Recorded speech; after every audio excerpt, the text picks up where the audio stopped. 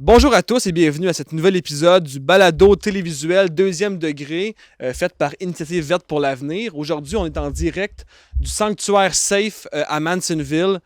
Félix aussi est avec moi comme d'habitude. Et oui, toujours ici. Je suis vraiment content d'être ici avec nos deux invités de qualité, Catherine du Sanctuaire Safe et Bonjour. Chloé du restaurant L'Archipel à Cowansville. On est vraiment content d'être ici avec vous pour parler en fait du sujet qui est l'alimentation alternative puis à fond les impacts sur l'environnement. Fait que c'est un peu, on dirait pas de tabou, mais dans la vie de tous les jours, on parle pas souvent de ce sujet-là. Donc c'est quand même intéressant d'avoir une discussion ouverte avec des personnes qui se connaissent quand même bien dans le domaine, c'est différent.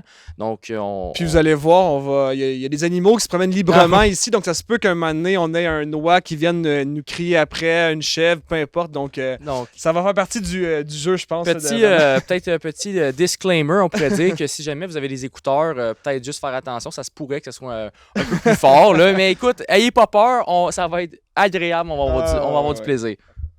Donc, je vous présente les invités. En fait, on pourrait commencer avec vous, Catherine. Vous présenter l'organisme SAFE. Oui, bien sûr.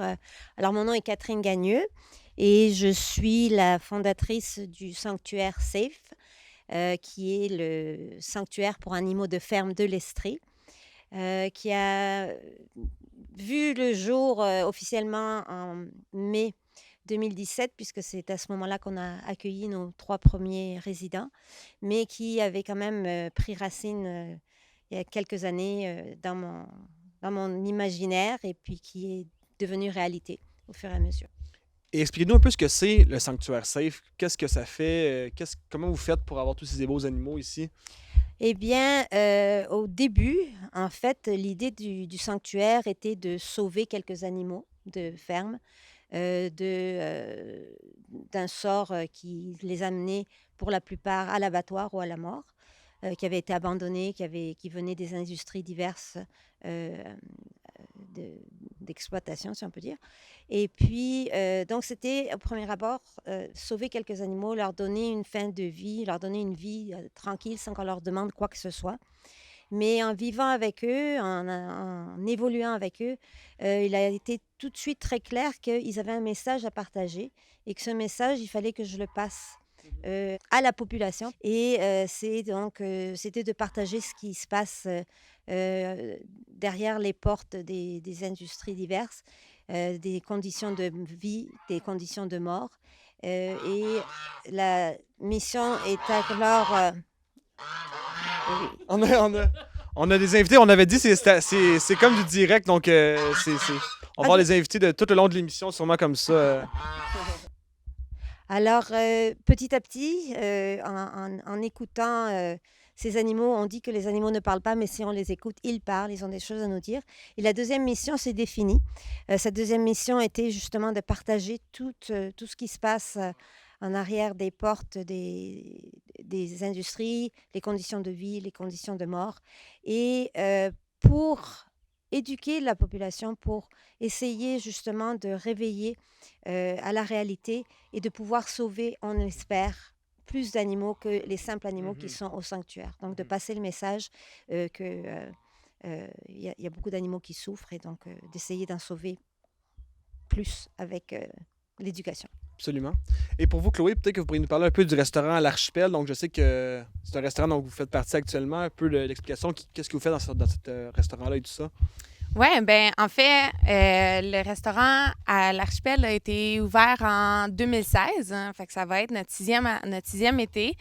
Il y a comme eu plein de belles évolutions dans le restaurant. Tu sais, je vous dirais que ça fait comme un 3 ans que notre mission est très claire, qu'on est un restaurant végétarien, mais également entièrement local de la région de Bromes-Missisquoi.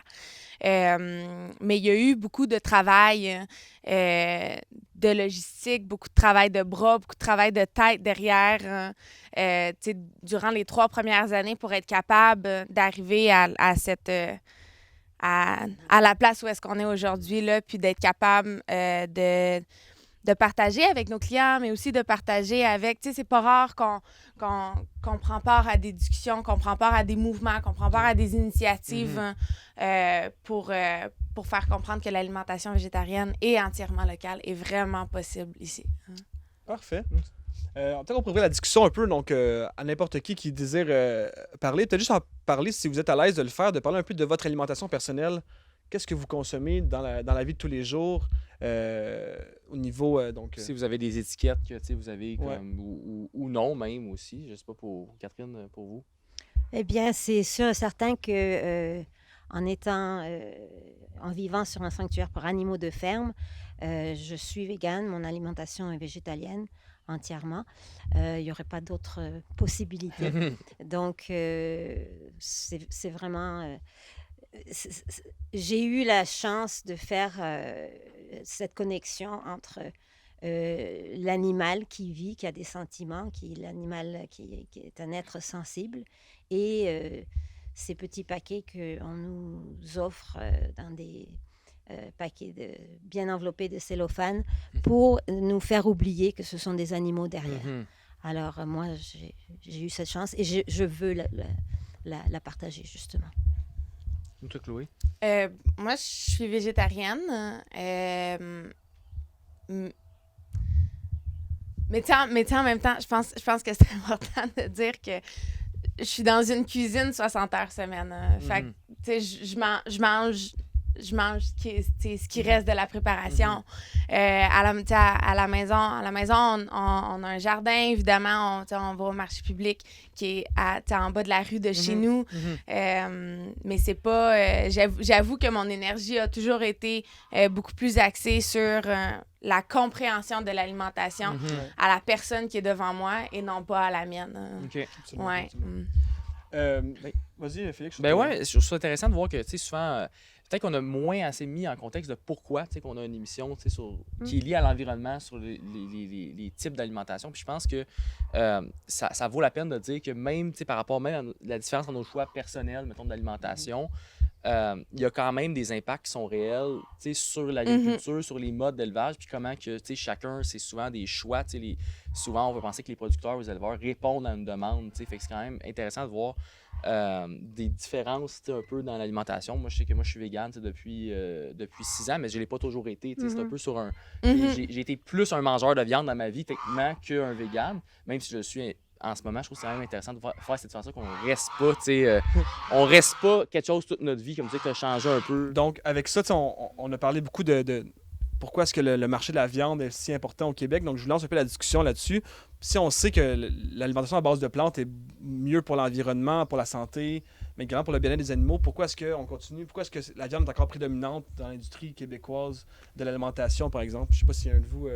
Oui, je veux. Vas-y, Avec allez-y. grand plaisir. Je suis malheureusement, que ce soit la viande, les produits laitiers ou autres, on a été un petit peu... a eu un lavage de cerveau, si vous voulez, pendant des années et des années, des générations les unes après les autres, où on nous a convaincus qu'on devait manger de la viande et de manger de la viande le plus souvent possible par les gouvernements qui étaient soutenus par les industries, évidemment, de la viande et les industries laitières. Donc, on a cette espèce d'influence que l'on croit, qui est évidemment pour le bien des industries et pour les gouvernements qui sont, comme je disais, derrière ça. Donc, c'est évident qu'on a une vision très biaisée de ce qui est la réalité. Et c'est pour ça qu'on continue. Évidemment, derrière tout ça, il y a le profit. Mais je pense qu'arrivé en 2022, on doit se demander, est-ce qu'on peut mettre juste le profit, est-ce qu'il faut juste écouter ça, ou est-ce qu'il faut commencer à se réveiller et à dire que ces industries ont des répercussions néfastes, énormes sur l'environnement, sur le futur de notre planète. Donc, chacun est maintenant responsable de ce qu'il fait. Chaque geste, chaque achat de viande, chaque achat de produits laitiers a une répercussion directe sur l'environnement. Donc, je pense qu'il faut vraiment commencer à voir la réalité en face des yeux. Et tout à l'heure, je pense qu'on a parlé de la demande de consommation. Et c'est en fait un fermier laitier qui m'a dit, tant qu'il y aura de la demande, nous, on produira. Donc, ça revient à dire que c'est l'individu, c'est le consommateur qui est responsable à la base. Ah, entièrement. Je suis vraiment, vraiment d'accord. je pense que c'est important de garder en tête qu'on a effectivement une vision très, très laiteuse, hein, pour pas faire de mauvais jeu de mots, mon Dieu, de ce qui se passe derrière les portes de différentes industries. Puis je pense que c'est également important de tracer une ligne entre les industries de monoculture, les industries d'immenses volumes, les industries en lobbyistes, ceux qui font partie de tout ça, et comme Catherine le mentionnait, les fermiers d'éthique. Hein. C'est comme... C'est deux mondes complètement différents. L'individu a le choix de où est-ce qu'on met notre dollar à la fin de la journée quand on met quelque chose dans notre panier. Mais il ne faut pas oublier que si on a été motivé par ces idéologies-là durant des décennies et plusieurs générations, ça ne peut pas prendre une seule génération pour défaire l'habitude qu'on a fait. Parfait. Donc, je lance un peu la discussion. D'ailleurs, on a reçu un nouvel invité maintenant, Bou. Donc, on voulait introduire en fait notre ami Bou ici pour le balado. On remercie Carl pour nous avoir laissé reprendre. En fait, on a dit podcast plusieurs fois. En fait, je voulais mettre un peu un point sur ce que tu disais, Chloé. J'ai l'impression que on parlait que la demande est un peu, c'est important, puis qu'après ça, qu'est-ce que les producteurs vont faire? Bien, l'industrie est très subventionnée. On paye avec nos taxes et impôts, en fait, la demande que les gens, parce qu'on dit tant qu'il y aura du profit à faire, avec les lobbies, tout ça, mais c'est pas une industrie qui est profitable si on la laisse tout seul. C'est un peu un problème, dans le sens que souvent, ça prend des décennies, des générations, mais si on laisse une industrie qui fonctionne juste subventionnée puis qui n'est pas nécessairement bonne pour l'environnement faire, ça va être compliqué de l'enlever parce que si c'est faux que c'est profitable, mais que ça reste une sorte de mythe que ce l'est, mais on sortira pas de ce problème-là. Ah, je suis vraiment d'accord. Puis on l'entend souvent. Mettons, je vais comme faire une petite parenthèse pour que ce que je vais dire va faire du sens, là. Le restaurant fait partie d'une coopérative qui s'appelle la coopérative Le Terroir solidaire. On est un regroupement de 30 producteurs de la région de Bromissiquois, puis on fait notre mise en marché ensemble. La coop a eu la chance d'avoir une subvention du MAPAC, le ministère de l'Agriculture, des Pêcheries, de la Chasse du Québec, pour créer une ligne de produits transformés en canne venant des invendus de nos producteurs, des fermes qui font partie de la coop. Mais tellement de fois en CA, on a dû avoir la discussion de si à la fin de la subvention, on n'est pas capable de prouver que le projet est rentable par lui-même, on ne pourra pas continuer ce projet-là. Fait que c'est comme s'ils nous ont donné 2 ans de comme, voici 2 ans de soutien et de salaire et de guide et d'achat d'équipement. Vous avez 2 ans pour nous prouver que c'est rentable. Sinon, we're pulling the money. Ça, c'est à vous qui dites ça, les petits producteurs. C'est à nous qui disent ça. Fait que je pense qu'en fait, c'est juste tellement une belle réflexion, pas une belle réflexion, une belle preuve, une belle analogie de comment ça se passe réellement ailleurs dans l'industrie. Puis, on en parlait un peu tantôt, mais est-ce que, selon vous, vous deux qui est quand même une alimentation assez végane ou, bref, assez basée sur les plantes, est-ce que c'est possible d'avoir une agriculture des fermes qui sont éthiques, donc il y a une certaine consommation qui pourrait être acceptée dans une société? Parce que là, on parle beaucoup des grandes industries, des industries extrêmement polluantes. Ici, on s'entend qu'on voudrait diminuer cette charge-là, mais des fermiers plus éthiques, est-ce que c'est possible? De mon point de vue, il est clair qu'il n'y a aucune façon éthique de tuer un animal, de tuer un être sensible, de lui faire subir l'insémination, lui arracher son bébé, le forcer à produire du lait pendant des années pour finalement être envoyé à l'abattoir de toutes les façons. Donc, sur ce point de vue-là, je ne peux pas répondre oui, il y a une façon éthique, parce que pour moi, il n'y en a pas. Mais c'est évident que des fermes à échelle énorme vont faire plus de dommages, sur la planète, mais à la base, il faudrait changer notre façon de penser. Et ça, c'est difficile. Mais tu as bien raison. Mais je trouve moi, je trouve ça intéressant parce que comme vegan, souvent, le monde dit « Ah, ben, il est fermier éthique. » Puis je suis comme « Mais écoute, je suis pas en train de dire que vous êtes pas éthique. Je suis en train de dire que la personne qui les tue, ces animaux-là, c'est vraiment pas une belle pratique. » Puis je trouve que souvent, je trouve que c'est bon, il faut le dire que c'est pas éthique de tuer des êtres vivants, des êtres qui... Tu sais, je veux dire, c'est un bon point. Puis en plus, c'est mauvais pour l'environnement. C'est pas comme si on faisait un bien pour un mal, c'est juste un mal pour un mal rendu là, tu sais. Et sur le sanctuaire,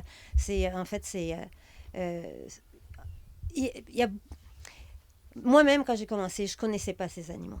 Mais en vivant avec eux, en vivant à côté d'eux, en les ayant sur le pas de la porte, j'ai appris tant de choses sur leur caractère, sur leur façon d'être, que ce soit des poules, j'en ai 3 dans la maison en ce moment en récupération, qui sont affectueuses, qui me suivent dans la maison comme des petits chiens, les vaches qui sont toujours...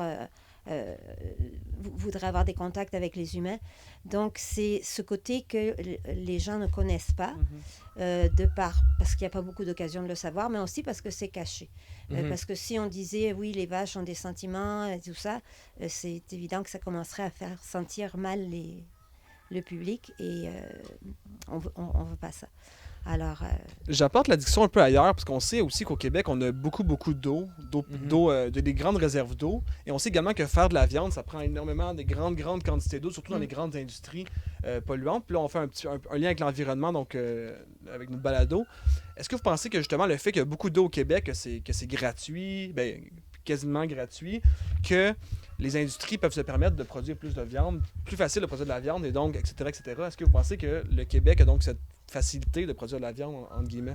Ben, je pense que c'est vraiment ignorant de notre part de penser que parce qu'on a de l'eau au Québec, il y en a ailleurs dans le monde, puis que cette eau-là, c'est la nôtre. Ouais. L'eau, c'est à personne. Si nos lacs puis nos puits sont vides, on n'en a plus, là. On peut pas en réinventer, là. Non. Fait que c'est pas parce qu'on a des réserves ici que c'est plus acceptable d'avoir ce type d'agriculture-là ici que de l'avoir dans des déserts de sécheresse. Mais ça vient facile, je pense, que sur le fait qu'il a dit « Ah, ben aussi au Québec, ça ne coûte rien. » Ou ça serait un avantage compétitif, c'est par rapport aux autres pays qui ont peut-être qu'il faut qu'ils payent l'eau, tu sais, puis mais comment on pourrait faire pour faire comprendre aux gens un peu ta philosophie, tu sais, parce que toi, mettons clairement que c'est assimilé, mais comment que pour les faire l'éducation que l'eau c'est pas à nous, tu sais, nécessairement. Hey, je sais pas. Je pense que c'est juste parce que c'est tellement évident pour moi que même si on est ici, si on se vire de bord puis on regarde, tu sais, c'est un globe, là, il y a pas... On est sur une seule planète. On n'a pas différentes ressources qu'on peut envoyer sur une différente planète. On fait toute partie du même monde. C'est une ressource qui est aussi limitée. On ne peut pas en créer. C'est pas comme une invention qu'on peut faire donc pour amener ça. Donc, nécessairement, je pense que le fait qu'on ait beaucoup d'eau, c'est pas une excuse pour produire plus de viande. C'est peut-être juste une excuse que peut-être les producteurs peuvent utiliser, mais de notre côté, on n'est pas obligé de... Puis je pense que... Tu sais, il y a toujours je m'excuse, là, je suis pas capable de trouver le mot, mais il y a une échelle qu'on est capable de suivre mondiale sur l'utilisation des ressources naturelles. Hein. Ça fait une dizaine d'années qu'on arrive en avril, mai, puis que, dling, on sonne la cloche parce qu'on a utilisé l'entièreté des ressources naturelles que la planète est capable de nous donner. Je pense qu'il n'y a pas de plus gros exemple que ça pour prouver que l'eau, c'est pas la nôtre. Hein. Moi, je trouve, enfin, c'est exactement ça, mais je trouve que, comme je disais tout à l'heure, on est arrivé à une phase dans notre civilisation où on doit se conscientiser sur ce qui est en train d'arriver. Et on ne peut plus fermer les yeux, faire comme on faisait avant, utiliser à outrance tout ce qu'on a, justement, au Québec. On a de tout, on a cette chance-là. Et que tout nous appartient, qu'on peut le gaspiller comme on veut. Le futur de la planète dépend vraiment de comment on va commencer. Enfin, on aurait dû même commencer il y a pas mal d'années, mais de changer cette attitude et de, comme je disais, se rendre compte qu'on a tous, vraiment tous, une responsabilité et tous nos gestes ont une répercussion sur la planète en entier. Donc, on a vraiment parlé de comment l'industrie de la viande a fait un certain lobby pour justement que les gens mangent plus de viande. Maintenant, si on tourne la discussion un peu de notre côté, comment on fait pour que les gens mangent plus d'alimentation à base de plantes? Qu'est-ce qu'on fait ensemble pour contribuer à ce que les gens en consomment plus? C'est quoi la solution? On les rend accessibles. Les rendre accessibles, ouais. On les rend accessibles. Puis, on leur montre qu'il y a vraiment différentes manières de cuisiner avec, différentes manières de les utiliser. Que le déjeuner qu'on connaît, c'est pas nécessairement le déjeuner idéal, que nos assiettes n'ont pas besoin de ressembler à tout ce qu'on a toujours vu dans les publicités télévisées. Mais si je peux faire un commentaire là-dessus, je suis d'accord, mais si on veut avoir une influence plus rapide, plus puissante, monsieur, madame, tout le monde qui aime son petit déjeuner d'une certaine façon qu'il a fait depuis des années, ce sera plus facile à convaincre d'avoir des alternatives qui ressemblent à ce qu'il avait. C'est pas grave s'il n'est pas vegan pas vegan dans le sens où il prépare des aliments de base, quoi, et qu'au contraire, il y a des alternatives qui ressemblent à ce qu'il avait avant. Eh bien, je pense qu'ils seront ça sera beaucoup plus facile de les convaincre de changer ou d'avoir une alimentation à base de plantes si à la fin ça peut se faire rapidement, parce que changer la vie, changer le goût de toute une population, c'est déjà difficile, et si on lui demande de changer complètement, Ils vont des réfractaires beaucoup plus aussi. Ouais. Sur du monde qui vont Oui, mais tu sais, si on pèse beaucoup sur les causes, sur les problématiques environnementales présentement, puis des alternatives en viande. Là, on n'entre pas dans cette discussion-là, mais des alternatives en viande. On rentre dans ces usines-là, puis les quatre, on a les yeux comme vraiment très, très grands. Là. Ce n'est pas une production environnementale, ce n'est pas une production éthique, ce n'est pas une production qui est sustainable. Je l'ai pas en français, correct, je m'excuse. C'est correct. Ce n'est pas une production qui est durable. Je pense en fait, c'est intéressant parce que c'est vraiment cette discussion-là. Souvent, les gens qui pensent au véganisme, au végétarisme, ils pensent justement à ces produits-là, là, pour ne pas les nommer Beyond Meat, etc. Je pense qu'aussi, il faut vraiment voir l'alimentation comme étant quelque chose de totalement différent. Ouais. Puis parce que là, dans notre perspective, c'est vraiment entrer autour de la viande. Comment on fait, par exemple, les sandwichs, peu importe tout ce qu'on mange, on va avoir ces compléments de viande. Le pâté chinois. Mettons, Ouais, fait que c'est vraiment de dire, il faut revoir comment on mange, puis revoir comment on consomme. Puis c'est vraiment comme ça qu'on va aller vers davantage de production éthique. Je suis Pas nécessairement d'accord. aller vers le remplacement, même si peut-être pour faire la transition, il faudrait cette alternative fausse viande pour amener les gens tranquillement. Mais c'est pas la finalité. C'est ça exactement, c'est pas ce qu'on cherche à la fin. Ouais. Moi, j'ai juste fait, parce qu'on a des visites guidées, on a des groupes qui viennent, et derrière ça, c'est vraiment pour nous l'éducation. On fait des petits questionnaires aussi pour, à la fin, on demande est-ce que... au départ, on a demandé qu'était leur alimentation, et puis ensuite, on demande est-ce que vous serez prêt de changer quelque chose dans votre alimentation. Les durs, non. Alors, même s'ils ont été très touchés par les histoires et tout ça. Donc, c'est parce qu'il y a cette réalité. Peut-être les nouvelles générations qui sont plus ouvertes, mais les anciennes générations, ça va être dur à changer. Donc, et on n'a pas le temps d'attendre. Parfait. Donc, maintenant, la partie des dilemmes, donc la partie préférée de l'émission, j'espère pour vous aussi. On a quand même des dilemmes un peu plus, on pourrait dire, qui fait réfléchir, philosophique aujourd'hui, mais quand même applicable. Donc, vous choisissez en fait ce que vous aimez le mieux. Donc, vous avez le choix. Je suis le décideur mondial, mais c'est à vous de choisir, dans le fond, qu'est-ce que vous aimez le mieux. Donc, soit qu'on peut taxer directement les grands producteurs, en fait, d'élevage par rapport à leur quantité d'eau qu'ils utilisent sur la viande. Fait que, mettons, pour un éleveur, mettons, bovin, bien, si ça prend 3000 litres d'eau pour faire 1 kilo, on taxe ce 3000 litres d'eau-là directement à lui. C'est votre choix premier. Ou, le deuxième choix, en fait, c'est que toutes les subventions qu'on donne présentement, comme qu'on parlait tout à l'heure, aux éleveurs de tout type de production qui prend beaucoup d'eau, seraient redistribuées à d'autres producteurs durables. Donc, ça peut être de la viande, mais ça peut aussi être d'autres types de production, mais tant que la consommation d'eau est minimale. Qu'est-ce que vous aimez le mieux? La taxation ou la redistribution? Si, dans le deuxième choix, à côté du mot producteur durable, vous ajoutez à échelle humaine, parce que il y a quand même une différence dans la grosseur de l'entreprise, le choix numéro 2. Le choix numéro 2. Moi aussi, c'est certain que la redistribution des fonds, plutôt qu'à des exploiteurs d'animaux, de l'exploitation, je mettrai des conditions, mais vous m'avez demandé le choix. Non, Alors, Ouais. Donc, je dans m'arrête. le fond, ce que je vois dans le fond, c'est qu'un consensus un peu que c'est mieux de redistribuer les fonds qu'on alloue présentement plus que taxer de plus la consommation. Ben, parce que tantôt, Catherine essayait de. Ben, Catherine et Félix, Ouais. vous essayez de prouver le point que l'industrie n'est pas soutenable. Si on enlève leurs subventions. Mhm. Ouais. Il n'y a plus Ça va être rien. plus difficile C'est vrai, de c'est un bon d'exister. point. Puis Ouais. c'est ça, voilà. Ouais, ben écoute, merci beaucoup pour répondre au dilemme. C'est C'est ça. Donc, mais c'est ce qui termine notre discussion super intéressante sur le mode d'alimentation alternative, qui est un sujet qui est quand même peu discuté. Donc voilà, si vous voulez venir visiter le sanctuaire Safe, c'est extraordinaire. Il y a plein d'animaux en liberté qui me mordaient les chevilles, qui n'en se paraît. Je dirais que Et donc, je sais que, par exemple, Catherine voulait parler, on peut parrainer des animaux pour aider la cause aussi. Alors, oui, pour soutenir les animaux de SAFE, le sanctuaire qui est un organisme de charité, il y a une possibilité enfin, il y a beaucoup de possibilités, mais une qui est quand même agréable, c'est de parrainer un animal. Tous nos animaux peuvent avoir un parrain, marraine, et ça nous permet justement de continuer de les nourrir, de les abriter, de faire des réparations de clôture, toutes sortes de choses pour qu'ils vivent dans